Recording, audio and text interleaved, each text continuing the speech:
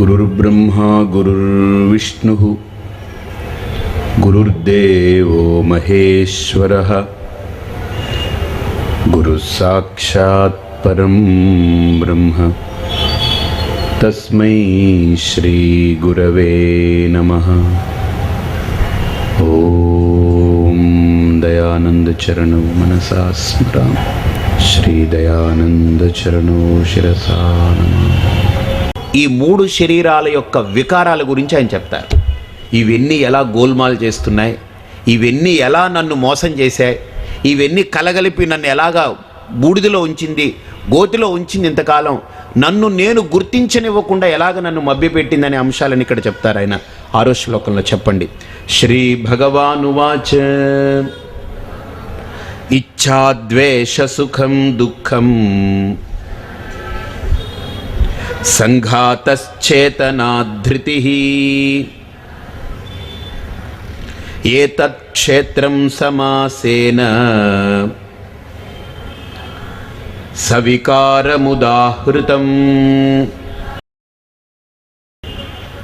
సమాసేన అంటే సంక్షిప్తంగా, అయ్యా నీకు ఎలా చెబితే అవగాహన అవుతుందో అలాగా విడమరచి నీకు చెప్తున్నాను. ఎలాగా? ఈ మూడు క్షేత్రాలు ఉన్నాయే, ఈ మూడు క్షేత్రాలలో ఉండేటువంటి వికారాలు నీకు చెప్తాను. ఈ మూడు క్షేత్రాల్లో ఏ ఏ వికారాలు ఉన్నాయి, ముందు స్థూల శరీరానికి ఏ వికారాలు ఉన్నాయి? 6 వికారాలు ఉన్నాయి. అస్థి, జాయతే, వర్ధతే, విపరిణమతే, అపక్షీయతే, వినశ్యతి. ఇది దీని వికారం. 6 వికారాలు దీనికి. దేనికి? స్థూల శరీరానికి. అంటే ముందు తల్లి గర్భంలోకి వెళ్ళింది ద్రవం, ఇంకా అక్కడి నుంచి మొదలైంది ఉపద్రవం. తల్లి గర్భంలోకి వెళ్ళిన ద్రవం అలా ఉండకుండా ఉపద్రవం మొదలైంది అక్కడి నుంచి. ఈ పెద్ద పెను ఉపద్రవం వచ్చి పడింది అనమాట. కాబట్టి అస్థి, జాయతే అక్కడ ఊరుకోకుండా అలాగ వృద్ధి చెంది ఒక శిశువుగా పరిణామం పొందింది. అది బయటికి వచ్చింది. వర్ధతే ఇంకా బయటకు వచ్చిన తర్వాత అలా ఉండిపోయింది. పోనీ ఇప్పుడు మనకు నిజంగా చెప్పాలంటే నిజంగా ఇది ఎంత విచిత్రమో. పుట్టాము తల్లి గర్భం నుంచి అలా పడిపోయి ఉన్నాం అనుకోండి, ఎలా ఉండేది అంటారు అందరూ? ఒకసారి ఊహించుకోండి. ఒక ఆయన అన్నారు, స్వామి పుట్టినట్టే అలా పడుంటే ఎంత బాగుండేది అన్నాడు. నేను నువ్వు పిచ్చి మాటలు మాట్లాడుతున్నాను. ఏమని? నువ్వు ఇప్పుడు మీ అమ్మ పుట్టినట్టే ఉంటే నువ్వు పుడతావా? మీ నాన్న పుట్టినవాడు పుట్టినట్టు వాళ్ళ నాన్న అలా ఉంటే మీ నాన్న ఎక్కడ పుడతాడు? కాబట్టి పుట్టినోడు పుట్టినట్టుగా ఉంటే నువ్వు పుట్టవు, మీ నాన్న పుట్టడు, ఎవడు పుట్టాడు. కాబట్టి పుట్టినవాడు పుట్టినట్టు కాకుండా మారుతూ ఉన్నాడు, అందుకనే నువ్వు పుట్టావు. వాడి మార్పులో నువ్వు బయటపడ్డావు, నీ మార్పులో నీ కొడుకు బయటపడ్డాడు, నీ కొడుకు మార్పులో మనవుడు బయటపడతాడు. అంటే ఒక్కొక్కడు మారుతూ ఉంటే ఒక్కొక్కడు బయటకు వస్తూ ఉంటాడు. ఇలా మార్పు చెంది ఒకరోజు అన్నీ ఓడబెరుక్కుని పోవడమే ఒకరోజు. చాలామందికి ఈ ఫీలింగ్స్ పుట్టినట్టే అలా పిల్లల్లా ఉండిపోతే స్వామీజీ ఎంత బాగుంటుంది. పిల్లల్లో ఎలా ఉంటావు? పుట్టరుగా. పిల్లల్లో ఉంటే ఫస్ట్ ప్రోడక్ట్ ఎవరో వచ్చారనుకోండి భూమి మీదకి, వాళ్ళు పిల్లల్లా ఉండిపోయింటే ఎక్కడి నుంచి పుడతారు మళ్ళీ తర్వాత? వాళ్ళు పెరగాలి, వాళ్ళు పెద్ద అవ్వాలి, వ్యామోహం చెందాలి, వ్యాకులత కలగాలి, వ్యగ్రత రావాలి, వాళ్ళకి లోపల ఉత్పత్తి చేయాలనే భావన కలగాలి, వాళ్ళిద్దరు కలవాలి, అక్కడి నుంచి మొదలవుతుంది సంసారం. వీడు రావాలి బయటికి, అది రావాలి, ఇలాగా వృద్ధి చెందుతూ ఉంటుంది. అలా పుట్టినట్టు అలా ఉండుంటే అలా ఉంటే ఏముండు, ఒక్కడే ఉండేవాడు మొట్టమొదటి నుంచి, రెండో వాడు లేడు ఇంకంతే. కాబట్టి ఇది గొప్ప వికారం ఇది. ఏమిటా వికారం? పుట్టినట్టే ఉండుంటే, పోనీ దీనికి నామరూపాలు లేవు, వచ్చిన నామరూపం అలానే ఉండిపోయి ఉండొచ్చుగా. అలా ఉండడానికి లేదు. అది బయటపడ్డ తర్వాత వర్ధతే, వృద్ధి చెందుతూ ఉంటుంది. వృద్ధి చెందింది ఎలా ఉంటుంది? విపరిణమతే, ఈ పరిణామాలు మొదలవుతాయి. దాంట్లో మార్పులు, పరిణామాలు చెంది అలా ఉండిపోదు. అపక్షీయతే, క్షీణదశ మొదలవుతుంది. ఒకరోజు క్షీణించి ఎక్కడికి వెళుతుంది? వినశ్యతి, నశించిపోతుంది. కానీ ఒక విచిత్రం గుర్తుపెట్టుకోండి, ఈ 6 వికారాలు ఒక వ్యక్తికి కంప్లీట్గా వస్తాయని మట్టుకు అనుకోకండి. ఈ 6 వికారాలు ఎప్పుడంటే ఒక వ్యక్తి తల్లి గర్భంలోకి వెళ్ళి పిండంగా మారి తర్వాత శిశువుగా మారి బయటపడి బాగా ఎదిగి 30 ఏళ్ళు వచ్చి 40 ఏళ్ళు వచ్చి విపరిణమం విపరిణామం పొంది తర్వాత మెల్లగా 60 వచ్చి క్షీణదశకు ప్రారంభమై తర్వాత 80కో 90కో వినశ్యతి పోతాడు. కానీ అలాగనే ప్రతి వ్యక్తి అలాగనే అవ్వాలనే నియమం ఉందా? తల్లి గర్భంలోనే పోయేవి కొన్ని ఉన్నాయి, తల్లి గర్భంలోకి వెళ్లకుండానే పోయేవి కొంతమంది ఉన్నారు, తల్లి గర్భంలో నుంచి బయటకు వచ్చిన తర్వాత వెంటనే పోయిన వాళ్ళు కొంతమంది ఉన్నారు, వచ్చి 10 ఏళ్ళకి పోయే వాళ్ళు ఉన్నారు, 20 ఏళ్ళకి పోయే వాళ్ళు ఉన్నారు. ఎందుకని? అది నీ చేతుల్లో లేదు, అది ఇంతే కాలం. కాలం దాన్ని తినేస్తూ ఉంది. మామిడి చెట్టుకి పూత పడుతుంది, ఆ పూత అంతా కూడా మామిడి చెట్టు కాసేసింది అనుకోండి, చెట్టు చచ్చిపోతుంది. కాబట్టి ఆ పూతని ఎలా రాల్చాలో ఈ ప్రకృతికి బాగా తెలుసు. ఈ మంచు ఉందే ఎండాకాలం, ఇప్పుడు ఎంత ఎండ మంచు, ఎందుకంటారు ఈ మంచు? ఆ మామిడి పూతకి విరుగుడు, అంత పూతని అది తినేస్తుంది ఆ మంచు. ఈ మంచే ఆ మామిడి పూతనంతా పాడు చేస్తుంది. అలాగనే బాగా మామిడికాయలు పిందెలు వచ్చిన తర్వాత అప్పుడప్పుడు ఒక్కోసారి బాగా పిందెలు పట్టేసాయి అనుకోండి, ఒకవేళ మంచుతో పూత ఎక్కువ రాలిపోలేదనుకోండి, కొంతే రాలింది, కానీ ఈ పూతంతా మామిడి పిందెలైపోయి చెట్టు అంతా పిందెలైపోతుంది ఒక్కోసారి. అప్పుడు ప్రకృతికి బాగా తెలిసి ఈ చెట్టు చచ్చిపోతుంది. కాబట్టి ఏం చేస్తుంది? వడగళ్ళ వానలాగా సడన్గా ఏదో ఒక వాన పడుతుంది, దాంతో పిందెలు గాలి వీచేస్తుంది, ఆ మామిడి పిందెలన్నీ రాలిపోతాయి, కొన్నే పిందెలు ఉంటాయి. కాబట్టి ప్రకృతికి తెలుసు దేని దేన్ని రాల్చేయాలి, దేని దేన్ని వాల్చేయాలి, దేని దేని అలా నిలబెట్టి ఉంచాలనేది. మనం నిర్ణయిస్తే జరిగేది కాదుగా. కాబట్టి 6 వికారాలు అంటే 90 ఏళ్ళలో 100 ఏళ్ళలో ఉంటే ఈ 6 వికారాలు ఉంటాయి. 90 ఏళ్ళు లేదు 9 ఏళ్ళు అనుకోండి, ఇన్ని వికారాలే, ఒక వికారానికే ఎగిరిపోవచ్చు. వికార బాధ అనమాట వాడు. అస్థి జాయతే, ఇంకా వర్ధతే కూడా లేదు, వెళ్ళిపోయాడు. ఒకవేళ 20 ఏళ్ళు ఉన్నాడు అనుకోండి వర్ధతే, ఓ 30-40 దాకా ఉన్నాడు అనుకోండి విపరిణమతే, 60-70 ఉన్నాడు అనుకోండి అపక్షీయతే, 90 దాకుంటే వినశ్యతి. కాబట్టి ఒక్కొక్క స్థాయిలో ఒక్కొక్క వికారం. కాబట్టి 6 వికారాలకి నిలయం ఈ స్థూల శరీరం. వికారాంశ్చ గుణాంశ్చైవ విద్ధి ప్రకృతి సంభవాన్. కాబట్టి ఈ స్థూల శరీరానికి 6 వికారాలు. అయితే ఈ సూక్ష్మ ఉపాధి ఉందే, దానికి ఎన్ని వికారాలు? ఇచ్ఛ, ద్వేష, సుఖం, దుఃఖం, సంఘాతః, చేతనా, ధృతి. ఏతత్ క్షేత్రం సమాసేన సవికారముదాహృతం. ఇచ్ఛ అంటే ఏదో ఒక రకంగా మనం అలా ఉంటామా? పుట్టిన పిల్లాడు అలా ఉన్నాడు అనుకోండి, వాళ్ళు ఏమన్నా కోరిక ఉంటుందండి పిల్లాడికి? అలా పుట్టి పడున్నాడు అనుకోండి 6 నెలల పిల్లాడికి ఏమన్నా కోరిక ఉంటుందా? ఏం ఉండదు. ఆకలి అయితే అరుస్తాడు, పాలు పెట్టగానే ఈ నవ్వుకుంటూ పడుకుంటాడు. వాడికి ఏమైనా కోరిక ఉంటుందా? ఏమీ కోరికలు లేవు. వాడికి ఏమైనా ఉందా? సమస్య లేదు, అసలు కోరిక లేదు, సమస్య లేదు. వాళ్ళ ఇంట్లో సపోజ్ ఎవరో ఒక 60 ఏళ్ళు పెద్ద ఆయన ఎవరో చనిపోయారు అనుకోండి, అందరూ ఏడుస్తూ ఉంటారు, వీడు ఎలా పడుకొని చూస్తూ ఉంటాడు. వీడికి ఏం సమస్య లేదు, వాడు పోయాడనే బాధ లేదు. ఇంకొకడు ఎవడో పుట్టాడు అనుకోండి, పుట్టాడనే ఆనందము లేదు. వీడికి రెండూ లేదు. అలాగనే జీవితంలో ఉండిపోగలమా? అలా స్థూల శరీరము ఉండదు, అలా సూక్ష్మ శరీరము ఉండదు, మార్పు చెందుతూనే ఉంటుంది. దట్ ఈజ్ ప్రకృతి. అది నీ చేతుల్లో లేదు అర్జున, అది ప్రకృతి, ఇది మాయ, అది నడిపిస్తూ ఉంటుంది. నీకైనా నాకైనా ఎవరికైనా ఈ భూమి మీద పుడితే ఇదే నియతి. కాబట్టి ఆ సూక్ష్మ శరీరానికి ఏ ఏ వికారాలు అంటుతాయనంటే ఇచ్ఛ మొట్టమొదటి వికారం. ఈ ఇచ్ఛ కలిగింది కదా, కోరిక ఏదో కావాలని, అది తీరిందనుకోండి సుఖం, అది తీరలేదనుకోండి దుఃఖం. ద్వేషం అంటే నాకు తీరకపోతే దుఃఖం, ఎదుటివారికి తీరిందనుకోండి నాకు ద్వేషం.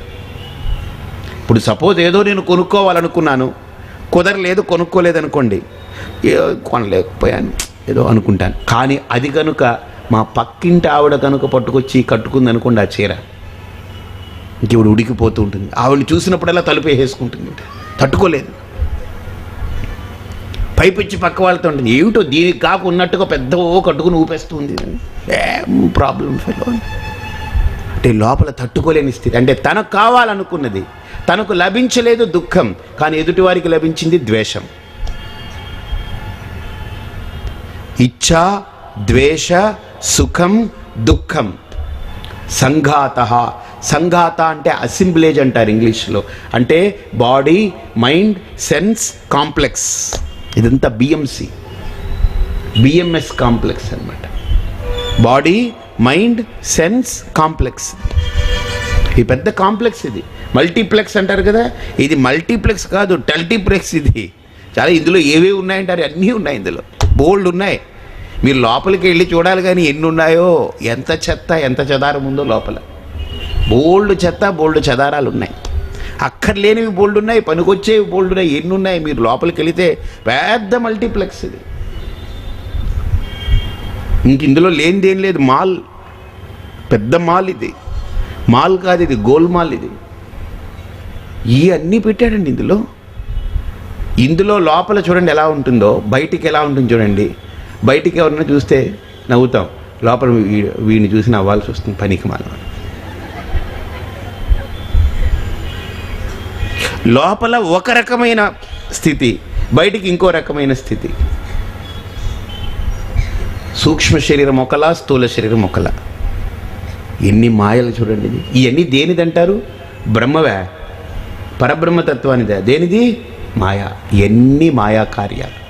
అందుకనే ఈ కార్యాలన్నింటినీ గుర్తించకుండా ఇదంతా ఏమీ లేదు, అంతా నేనే అనుకుని కూర్చుంటే కుదరదు, ఎక్కలేము, తోసేస్తుంది ఎక్కడో చోట. అందుకనే ప్రతి అడుగు గుర్తించమంటున్నాడు కృష్ణుడు. ప్రతిదీ మనం గుర్తించడంలో ఏమవుతుందో తెలుసా అండి, మనం గుర్తిస్తూ పోతే ఎదుగుతాం. మనం దేన్ని గుర్తించకుండా వదిలేసే ప్రయత్నం చేస్తే పడిపోతాం మనం, ఏదో ఒకటి మనల్ని పడేస్తుంది. కాబట్టి మనం ఒక్కొక్క అడుగు ఒక్కొక్క అణువు గుర్తిస్తూ పోతే ఎదిగిపోతాం మనం. ఓహో కోపం అంటే ఇదా, ఓహో కోరిక అంటే ఇదా, ఓ ద్వేషం అంటే ఇదా. అసలు మనలో కలిగే భావాలను అసలు మనం సరిగ్గా విచారణ చేస్తే మనకే నవ్వు వచ్చేస్తుంది, మనకే ఒక రకమైన భావన వచ్చేస్తుంది. అందుకనే మన భావాలను ఇక్కడ శ్రీకృష్ణ పరమాత్మ చెప్పి మనల్ని గుర్తింపచేస్తున్నాడు ఆయన. నువ్వు గుర్తించు అర్జున, వదిలేయకు, గుర్తించు, ఎదుగుతావు. గుర్తిస్తే ఎదుగుతావు, గుర్తించకపోతే ఎదగో, పడిపోతావు ఎక్కడో చోట. అర్థమైందా? గుర్తిస్తే మనిషి ఎదుగుతాడు, గుర్తించకపోతే వదిలేస్తే దాన్ని పడిపోతాడు, ఎక్కడో చోట పడిపోతాడు. వీడు వదిలేశానని అనుకుంటున్నాడు కానీ వదలడు, అది వదలదు, అది వదలనే వదలదు, లోపల వదలతుంది. మనం అనుకుంటాం వదిలేశామని, వదలతుంది. నేను కోపాన్ని వదిలేశానండి అన్నాడు ఒక ఆయన. కోపాన్ని వదిలేసావా? ఏంటా ఎవడికి చెప్తావా ఏ కబుర్లు? నన్ను లేదండి స్వామీజీ, కోపం వదిలేశాను నేను, నిజం. ఊరిక నోరు మూసుకో, ఏంటి ఆ మాటలు మాట్లాడతావు, కోపాన్ని వదిలేసావు అంటారు. ఏమిటా మాటలు మాట్లాడతావు? లేదండి నేను చెప్తున్నాను కదా, కోపం వదిలేశాను నేను. మీరు నమ్మరు. ఇగో నువ్వు ఇటువంటి పనికిమాలిన మాటలు మాట్లాడితే నేను ఊరుకోను. బే నేను చెప్తుంటే ఏంటండి మీకు బుద్ధి లేదు ఏంటంటే, కోపం వదిలేశాను అంటున్నాను కదా, మీకేం అర్థం కావట్లేదా? ఏంటిది?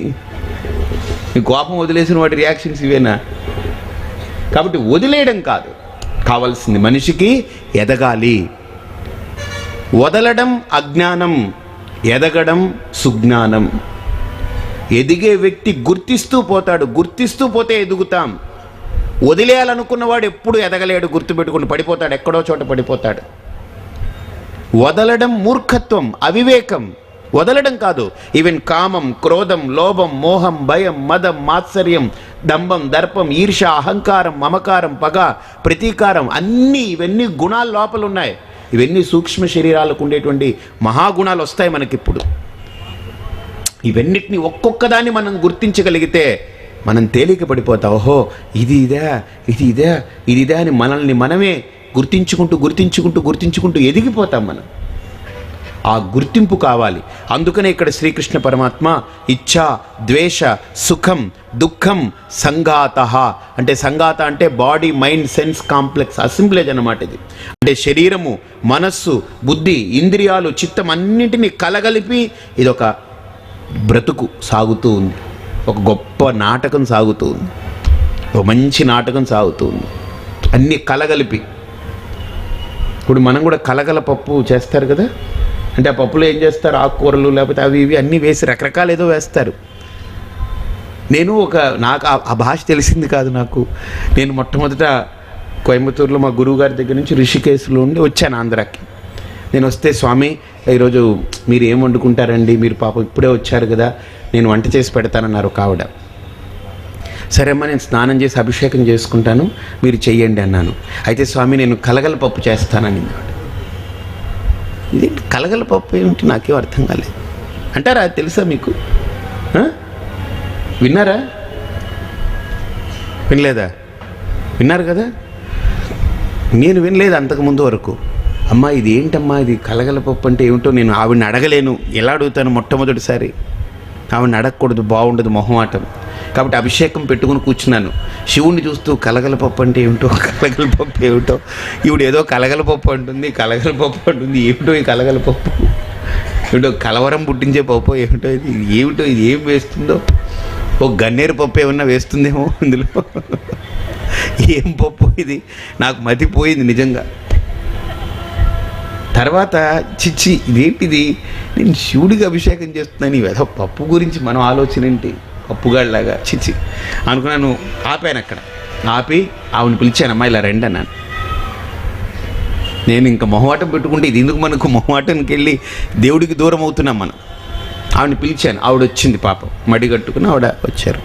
అమ్మ నేను మాట్లాడకూడదు అభిషేకం మధ్యలో, కానీ నా పరిస్థితి బాగోలేదు ఇక్కడ లోపల, పరమాత్మ లేడు, పప్పే లోపల ఉంది నాకు లోపల. ఈ కలగల పప్పు అంటే ఏమిటని అడిగాను. ఓ స్వామి మీకు తెలీదా? నాకు తెలియదమ్మా, ఏంటి చెప్పను. కలగల పప్పు అంటే స్వామి కొద్దిగా ఆనపకాయ కానీ లేకపోతే అది కానీ అన్ని కూరగాయలు ఏమన్నా ఉంటే అవన్నీ వేసి పప్పు కూడా వేసి చేస్తారు, అదొక రకంగా బాగుంటుంది. అది బీరకాయ, ఆనపకాయ, పొట్లకాయ ఇవన్నీ వేసి అన్ని కూరగాయలు అవి ఇవన్నీ ఉంటే వేసి పప్పు వేసి ఉడకబెట్టి చేస్తారు. బా దానికి వచ్చిన తిప్పది వదిలేశాను. ఇక హాయిగా క్లియర్ అయిపోయింది. ఇంకా అది ఎలా ఉంటే మనకెందుకు, ఇప్పుడు అర్థమైపోయింది.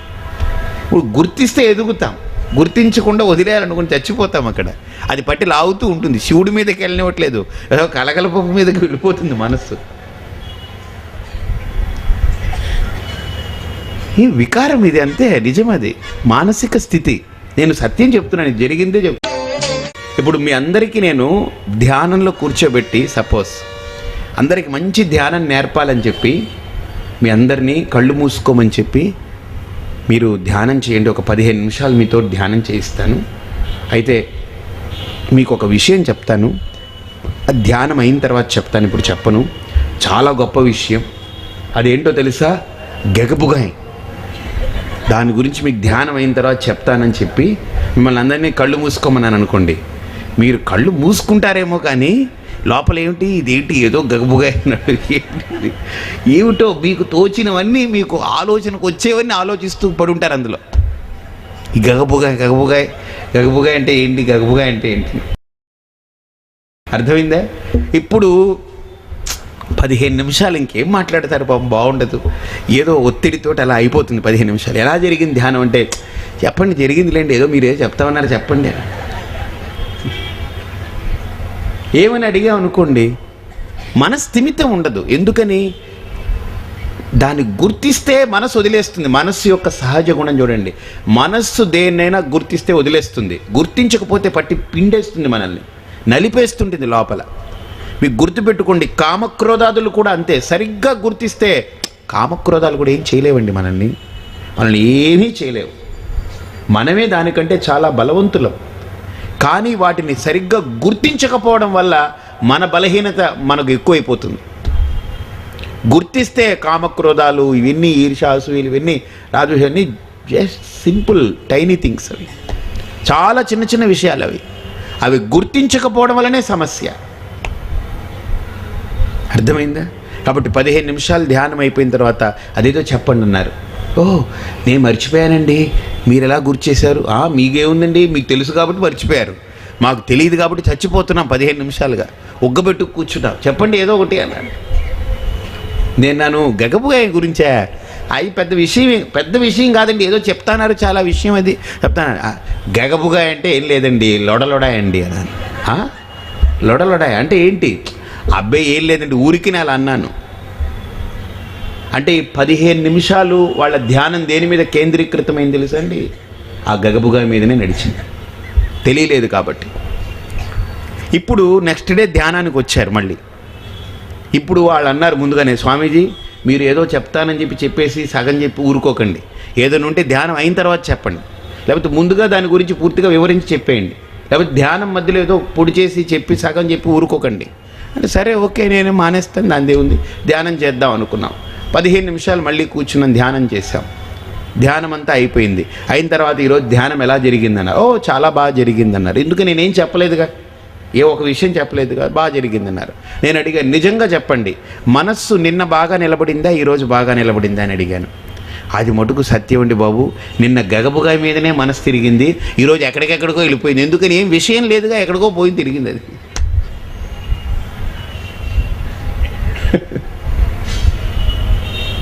కాబట్టి మానసిక స్థితి అలా ఉంటుంది. నేను ఎందుకు ఇది చెప్పడానికి వచ్చానంటే, మన మనస్సు దేన్ని గుర్తించింది అనుకోండి, పట్టించుకోదు, ఇంకా వదిలేస్తుంది.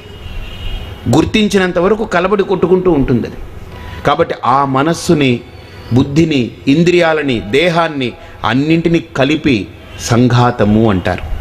సంఘాతము అని అంటే దేహేంద్రియ మనోబుద్ధులన్నీ కలిసి ఈ బ్రతుకు సాగుతూ ఉంది. దాన్ని సంఘాతము అని అంటారు. సంఘాతము అని అంటే అన్నిటినీ కలిపి ఉంచిందనమాట, అసెంబ్లేజ్. దాన్ని అసెంబుల్ చేసి చక్కగా తయారైంది. ఇప్పుడు మనస్సు లేదనుకోండి, ఇప్పుడు కోమాలోకి వెళ్ళాడనుకోండి, ఈ శరీరంతో ఏం చేయగలం మనం? ఏం చేయలేం. ఇప్పుడు శరీరం ఉంది, మనస్సు లేదు, మనస్సు బాగానే ఉంది కానీ శరీరం బాగులేదనుకోండి. మనస్సు బాగా యాక్టివ్గా ఉంది కానీ చేతులు కాళ్ళు చచ్చుబడిపోయిన పారాలసిస్ వచ్చిందనుకోండి, ఏం చేయగలను? కాబట్టి మనస్సు, బుద్ధి, చిత్తము, అహంకారము, ప్రాణము, ఇంద్రియాలు, దేహము అన్నీ కూడా సమపాళల్లో ఉండి, కరెక్ట్గా ఉండి, అన్నీ కలగలిపి చక్కగా ఒక కలగల పప్పులాగా ఎక్కాలన్నమాట. ఇది అప్పుడే ఇది బాగా నడుస్తుంది. సంఘాతః చేతన. బాగా చూడండి, చేతన అనంటే ఈ శరీరం జడం, ఇది శరీరం. కానీ ఎంత యాక్టివ్గా ఉంటుంది, చేతులు కాళ్ళు అలా కదులుతున్నాయి, నోరు మాట్లాడుతుంది, కళ్ళు చూస్తుంది, చెవులు వింటున్నాయి. ఇవన్నీ ఇంత చేతనవంతంగా ఉంది అని అంటే ఈ చేతనత్వం శరీరానికి ఎక్కడి నుంచో సంక్రమించింది. ధృతి అంటే చాలామంది ధైర్యం అని అంటారు. ధైర్యం కాదు, దేహేంద్రియాని ధ్రియంతే సా ధృతి. అంటే దేహేంద్రియాలన్నింటినీ కూడా ఏది ధరించి ఉంచిందో దాన్ని ధృతి అంటారు. బాగా చూడండి, ఈ దేహేంద్రియ మనోబుద్ధులు ఉన్నాయి చూసారా, వీటన్నిటినీ ఎవడో ఒక్కడు నిలిపుంచాడు ఒక్కదాని మీద. మీరు బాగా ఆలోచిస్తే ఒక్కదాని మీద ఈ దేహేంద్రియ మనోబుద్ధులన్నీ ఆగున్నాయి. దేహము, ఇంద్రియాలు, మనస్సు, ప్రాణము, బుద్ధి, చిత్తము ఇవన్నీ ఒక్కదాని మీద ఆధారపడింది. ఒక్కరు దీన్ని ధరించి ఉంచారు. ఆ ఒక్కటేమిటి? ఆ ఒక్కటే మనకు కావాలి. వాడే వీటన్నిటిని ధరించి ఈ బ్రతుకుని సాగదీస్తూ ఉంది. నిజంగా వాడు కనుక వేటిని ధరించకపోతే అసలు ఈ బ్రతుకు లేదు. వాడు వీటన్నిటిని సమపాళల్లో ఉంచి, సమతూకంలో ఉంచి, ధరించి ఉంచాడు. కాబట్టి సంఘాతః చేతన ధృతి.